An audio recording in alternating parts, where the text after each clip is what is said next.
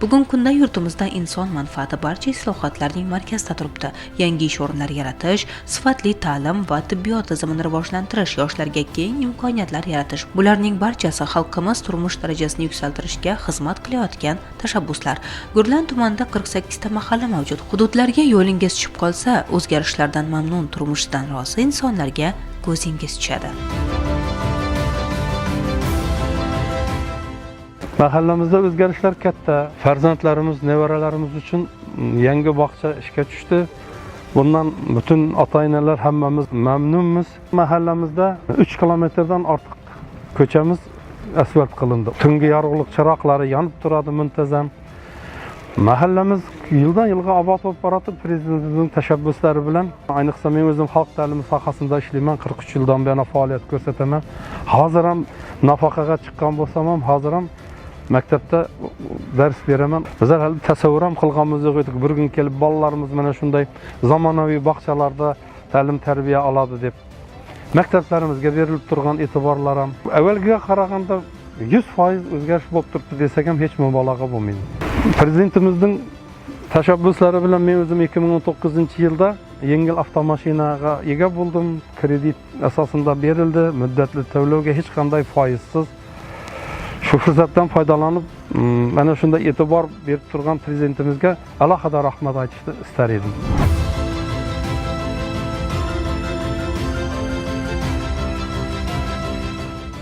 Aholi farovonlik haqida so'z borar ekan, biz o'z navbatda chekka hududlardagi ta'lim muassasalarini yangicha qiyofada, yangicha ko'rinishda faoliyat boshlayotganligini ham alohida e'tirof etishimiz lozim. Haqiqatan ham mana shu Gulshan mahallasida omonatgina sharoitlarda oldinlari mana shu muassasa faoliyat olib borgan bo'lsa, bugun ko'rayotganingizdek yangicha ko'rinishda, yangicha imkoniyatlar bilan o'z faoliyatini boshlagan. Aynan Gurlan tumanida yoshlarimizni maktabgacha ta'lim tashkilotlariga qamrovi bugungi kunda 88,4% ni tashkil etmoqda. Albatta bu raqamlar yildan yilga o'sayotganligi ham ayni haqiqat.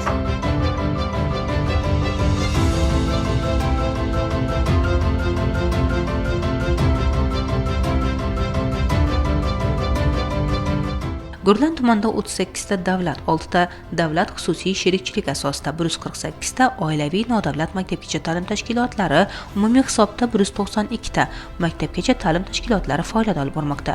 Gulzor mahallasida 4,5 mingdan ortiq aholi istiqomat qiladi. E'tiborli tomoni, bog'cha yoshidagi bolajonlar 100% maktabgacha ta'lim tashkilotlariga qamrab olingan. Investitsiya dasturiga asosan ta'lim muassasasida olib borilgan ishlar har tomonlama qulayliklarga zamin yaratmoqda. Eski bino o'rnida zamonaviy tipdagi yangi bino qad rostladi. Oldinlari omonat sharoitlarda bolajonlarni tarbiyalashning imkoni yo'q bo'lgan joylarda tarbiyalanayotgan bolalar mana shunday zamonaviy tipdagi barcha qulayliklarga ega bo'lgan maktabgacha ta'lim tashkilotida hozirgi kunda tarbiyalanib kelmoqdalar. Tashkilotimizda imkoniyatlar juda ham ko'paydi. Oldinlari eski binomizda zallar yo'q edi. Bolajonlar uchun bayramlar o'tkazilishi juda ham qiyin edi.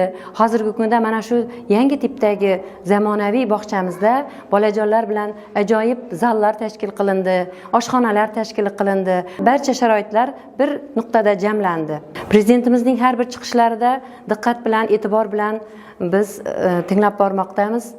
Maktabgacha ta'lim tashkilotini siyosatimizning eng bir oldingi qatorlariga qo'yib, bizning oylik maoshlarimizning ko'tarilgani ham yanada bizning kuchimizga, kuch g'ayratimizga g'ayrat qo'shdi desak, mubolag'a bo'lmaydi. So'nggi 7 yil ichida amalga oshirilgan davlat dasturlari ijrosi natijasida Xorazm viloyatida aholini markazlashgan ichimlik suvi bilan ta'minlanganlik darajasi 91,6% ni tashkil etmoqda. 2017-yilda Gurlan tumani aholisining atigi 46,3% gina markazlashgan ichimlik suvi bilan ta'minlangan edi xolos. Bugungi kunga kelib esa bu ko'rsatkich 93,9% ni tashkil etmoqda. Gulshan mahallasida amalga oshirilgan ishlar natijasida yillar mobaynida fuqarolarni qiynagan muammoga barham berildi. Bizning Gulshan mahallamizda 40 yil davomida toza ichimlik suv muammosi bor edi. Mana o'tgan yili davlat dasturlariga kiritilib, davlatimiz tomonidan fuqarolarimizning muammosi ijobiy hal qilinib berdi. 806 ta xonadan toza ichimlik suvi quvurlari o'tkazildi. Bunda yaratilgan sharoitlar uchun prezidentimizga kattakon rahmat aytamiz. mahallamizdagi shu 12 ta ko'chamiz bo'lsa, 12 ta ko'chamizning hammasi asfalt qilindi. Yashash sharoitimiz yaxshilandi, aholi turmush sharoitidan rozi. Bugungi kunda tashabbusli budjet loyihasi ko'plab fuqarolarning qiynayotgan muammolarga ijobiy yechim bo'ladi desak mubolag'a qilmagan bo'lamiz. Haqiqatdan ham biz ayni paytda Gurlan tumanidagi Eshimjiron mahallasidamiz. Ayni mana shu mahallada bugungi kunda birorta ham ko'chalar qolmaganki, ta'mirlanmagan. Bu esa aholi farovonligi va o'z navbatida ularning yashash sharoiti yangi bosqichga olib chiqilishiga ham zamin yaratmoqda.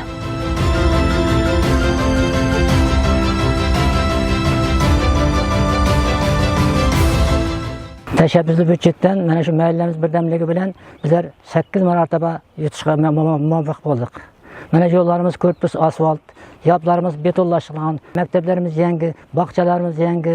Biz qishlog'imizda hamma tomonlama faxrlanamiz. Yoshim hozir 75 yoshda. Bizlar xursandmiz. Elimizning nuroniylar juda xursand. Mana shu turgan hududimiz Eshimjiron qishlog'ining Eshimjiron mahallasi. Bu juda qadimiy mahalla, qadimiy elat. 17-asrning 50-60 yillarında Amudaryoning o'zani o'zgarish munosabati bilan mana shu yangi o'zanning bo'yiga kelib Amudaryoning eski joyxonaning joylashganlar. Eng birinchi mana shu yerda hayotini boshlagan, umrguzarlik qilgan inson Eshim bobo degan odam bo'lgan. Ba'zi manbalarda 9 farzandi bo'lgan deb aytadilar, ba'zi manbalarda 6 farzandi bo'lgan deb aytadilar Eshim boboning, Enash boboning. Mana shular hammasi kelib joylashib bu yerga mana shu mahallaning mana shu elatning hosil bo'lishiga o'zlarining eng birinchi hissasini qo'shgan odamlar mana Eshim bobo bo'ladilar. Mana shuning uchun mahallamizning nomi Eshimjiron. Bu yerda tashqaridan bir necha oilalar kelib shu yerga qo'nim topib, shu yerda yashay boshlaganlar. Mana shuning uchun Eshimjiron sekin-sekin rivojlanib, bu yerga daryoning bo'yi bo'lgani uchun, suv mo'l bo'lgani uchun bu yerda dehqonchilik ham avj olgan. Bog'roqlar juda ko'p bo'lgan. Endi avvallari mana shu ko'rib turgan ko'chamiz mana juda katta ko'cha, mana asfalt bo'ldi, ikki tomondan trotuar bo'lindi, mana juda yurib bo'lmaydigan ahvolda edi. Dasturga kirgandan keyin Obod mahallaga mana shu yerda ishlar boshlanib ketib, mana juda ajoyib asfalt yo'l, mana transportlar o'tib turibdi. Juda bir o'ng'ayli makon bo'lib qoldi. Shuningdek, Eshimjiron mahallasida 120 o'rinli maktabga qo'shimcha bino foydalanishga topshirilishi o'quvchilar bir smenada ta'lim olish imkoniyatini yaratdi. Mahalladagi o'zgarishlarni sanab sanoqiga yetib bo'lmaydi.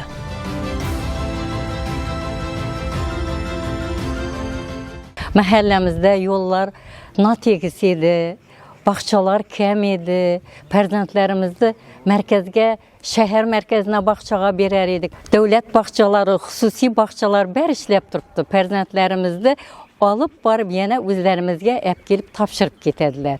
Mana yana tag'in shu hurmatli prezidentimizning yoshlarga ta'lim tarbiyaga bo'lgan e'tiborlari tufayli maktabimiz kichikroq edi, yana qo'shimcha maktab qurib berdi. Boshlang'ich sinflarimiz ayrim shunday bir chiroyli maktabda hozir ta'lim tarbiya qilyapti. Qisqa muddat ichida bolalarimizga hadiya qilib berdi. Mana tadbirkorlarimiz bor, nonvoyxona ishlab turibdi, mini marketlar ishlab turibdi. Hamma ish bilan ta'minlangan. Yozda kelsangiz qarang bu mahallani. Shunday yurib o'tirsangiz, xolagan mevangizni uzib olib yeyishingiz mumkin. Erikma, glasma hammasi pishib turibdi. Hammaning eshigining oldi bog' hamma yer.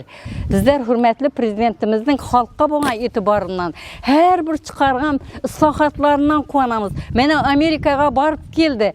Qanchalik bizlarning yangi O'zbekistonimizga qanchalik yangiliklar kelib turibdi. Bu xalqimiz uchun foydali narsa. Bizlar nuroniylar shuni uyda ko'rib o'tirib, faxrlanib o'tirdik. Avvali bu yerlarda shunday bir o'nqir-cho'nqir yo'llar, svetlar kurunda o'cha tog'in edi. Mana kay svetlar yonib turibdi. Yo'llarimiz yorug', kecha yoritilgan yo'llarimiz. Faxrlansak arziydi mahallamizdan. Ayniqsa, ta'limda xususiy sektorning ulushi ortishi ham yoshlarga markazdan kam bo'lmagan sharoitda bilim olish imkonini bermoqda. Bu esa o'z navbatida yangi raqobatbardosh kadrlarni tarbiyalash va yangi ish o'rinlari demakdir.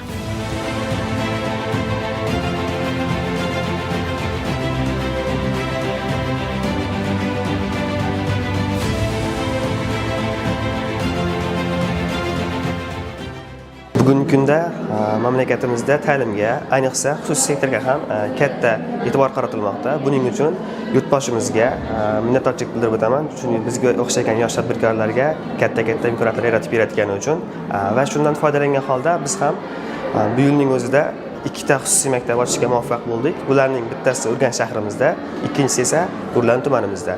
Maktabimizda jami 700 ga yaqin o'quvchi tahsil olmoqda bugungi kunda va 100 dan ortiq ishchi xodimni ish bilan ta'minlab o'tiribmiz.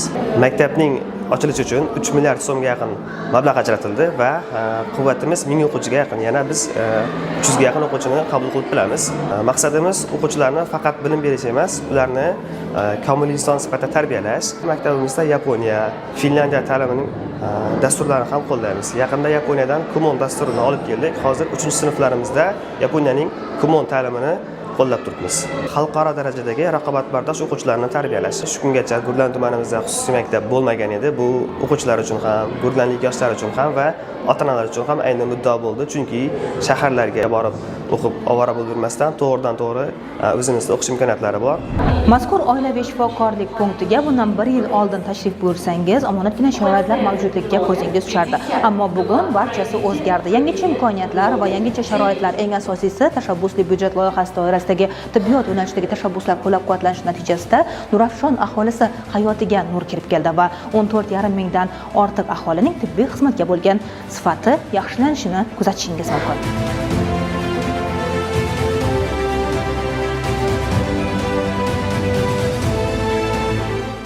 Aynan mana shu manzilda oldingi va hozirgi holatni taqqoslaydigan bo'lsak, qanday ijobiy o'zgarishlarni his qilyapsizlar?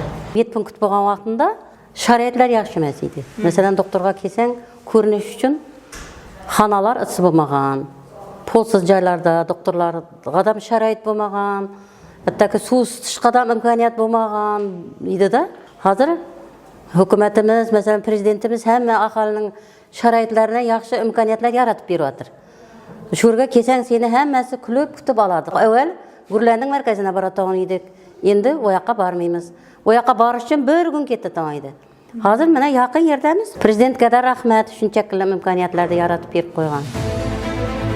Nurafshon mahallasidagi oilaviy shifokorlik punkti joriy yilda tashabbusli byudjet mablag'lari hisobidan qayta qurilishi hisobiga mahalla aholisining uzog'i yaqin, oxiri yengil bo'ldi. E'tiborlisi, tashxislar shu yerning o'zida amalga oshirilishi uchun shahardan kam bo'lmagan sharoitlar yaratildi.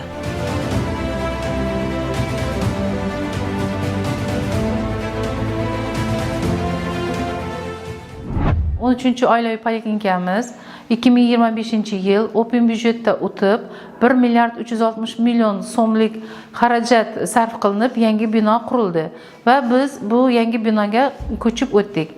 Oldinlari bizni sharoitimiz bunaqa emas edi. Endi hozirgi 13-oilaviy poliklinikamizda tor soha mutaxassislari, shuningdek fizioterapiya kurslari, stomatolog, akusher-ginekolog, xirurg hamda kunduzgi statsionar bo'limi to'liq kuch bilan ishlamoqda. Bizni oilaviy poliklinikamiz to'liq apparaturalar bilan qamralgan. Aholiga xizmat ko'rsatishimiz yangi texnologiyalar asosida qilinmoqda. Reimbursatsiya ishlari yo'lga qo'yilgan. Biz hozirgi ajoyib sharoitda DMT tizimida ishlab turganimizdan mamnunmiz. Bugungi kunda manzilda yaratilayotgan sharoitdan har bir fuqaro mamnun. Tibbiy xizmat sifati haqiqiy ma'noda chekka hudud aholisiga yaqinlashtirildi.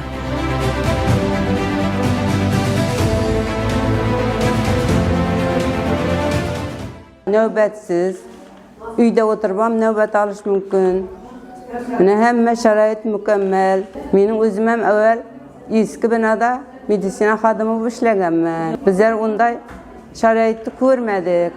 Hozir kelsam, yasharib ketkim keladi. Shularni ko'rib, ishlagim kelib ketadi. Uzoqqa borib yurmaymiz. Xursandmiz. Dehqon mahallasi shahar markazidan ancha olisdagi hudud. Oldinlari mahalla aholisi murojaat bilan borish uchun hattoki mahalla binosi ham mavjud bo'lmagan. Bugun esa Islom taraqqiyoti banki tomonidan 4 milliard so'mga yaqin mablag' yo'naltirilishi hisobiga aholi bandlikka zamin yaratuvchi loyihalar va mahalla binosi namunali tarzda faoliyati tashkil etildi.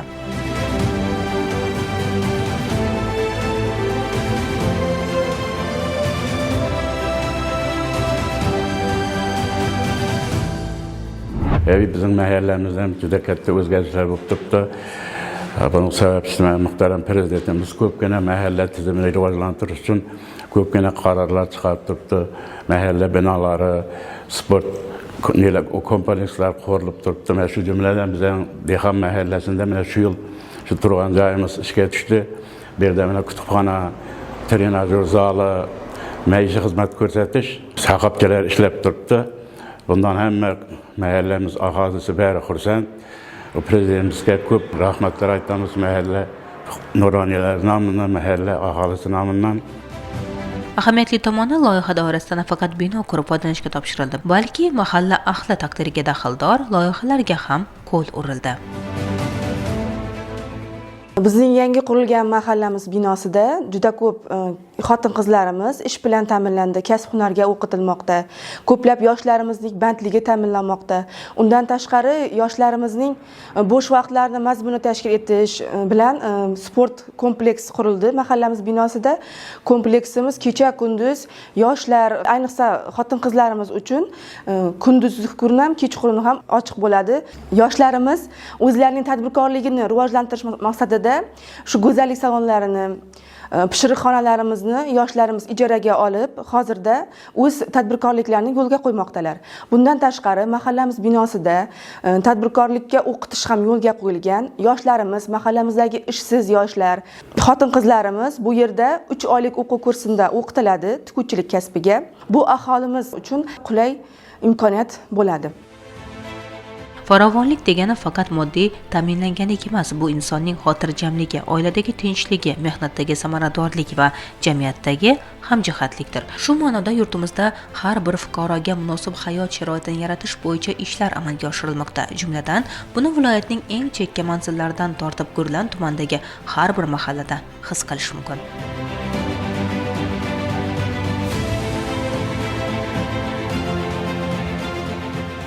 Prezidentimiz tomonidan Xorazm viloyati uchun ijtimoiy-iqtisodiy rivojlantirishni tashkil qilishda 2024-yildan boshlab Gurlan tumani misolida oladigan bo'lsak, bitta maktabgacha ta'lim va bitta maktab ta'mirdan chiqarildi. Bundan tashqari davlat xususiy sherikchiligi asosida bitta bog'chamiz va bitta maktabimiz mukammal ta'mirlash ishlari bugungi kunda olib borilmoqda. Shuningdek, tumanimizda 43-son umumiy o'rta ta'lim maktab negizida ixtisoslashtirilgan maktab internati tashkil topildi. Tumanimizda joriy yilda 24 milliard so'm open byudjet dasturi asosida ajratildi. Bundan tashqari har yili 2 ta maktabimiz, 2 ta bog'chamiz ta'mirdan chiqarilmoqda. Tumanimizda bugungi kunda har bitta qilinayotgan ishlardan xalqimiz rozi.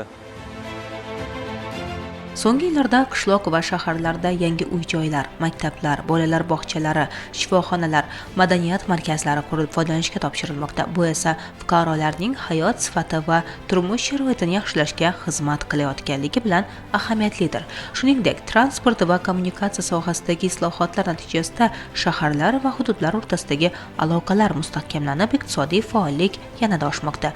Yurtimizda amalga oshirilayotgan bunday bunyodkorlik ishlari xalqimiz hayotida ijobiy o'zgarishlarga olib kelayotganligi ayni haqiqat. Aholining hayot darajasi, ta'lim va sog'lig'ini saqlash sifati oshib, kelajakka bo'lgan ishonchi va umidi yanada mustahkamlanayotganligini kuzatish mumkin. Maqsad ham shu edi aslida, fuqarolarni hayotidan, yashash sharoitidan rozilikka erishish.